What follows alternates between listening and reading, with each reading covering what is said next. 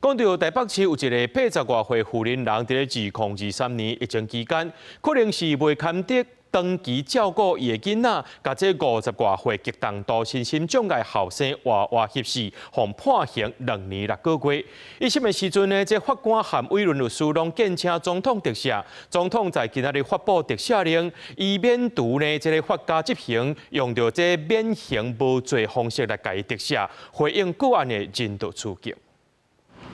台北市一个80多岁妇人林老良子，长期照顾小弟爸比在床的后生50多年，2023年新冠疫情期间确诊，好亲像因为身心未堪治，就为家己无法度去照顾，亲身翕死后生，被判2年6个月有期徒刑。专案伫今年1月16日定案，包含一审的法官甲非检律师建请总统来特赦，总统则是发布特赦令，免除妇人法家执行。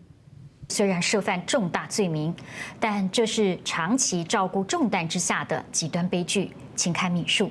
决定对年迈的老母亲采取免刑不免罪的特赦，以回应人道处境。总统府表示，妇人承担照顾之前超过50年，确诊新冠，身体状况恶化，也面临年岁大，无法度照顾重度障碍后生高压处境之下，最后造成无可挽回家庭悲剧。经看免诉，决定对老妈妈采取免刑不免罪特赦方式，回应个案人道处境。总统令发布之后，就确定说，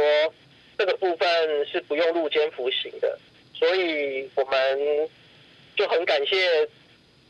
府方以及记者、社会大众的关心。民间团体呼吁政府要重视长照制度内底重度失能者照顾资源不够的问题。进入到重度阶段，那种2小时就要翻身拍背、长期卧床插管的这些病人，如果是真的照顾者已经撑不住，但又没有好的住宿型机构，那1个月只有补助到1万块钱。这个对很多家庭来讲的负担是很大。总统府强调，会用这案件会监，除了建议相关修法以外，会透过精进长照3.0政策，继续强化家庭照顾者的支持网络，接触每一个需要协助的家庭。台北地检署10日下晡已经将特赦证明书送予妇人签收，伊表示感谢总统，因互囡仔知影妈妈无罪，应放心咯。记者综合报道。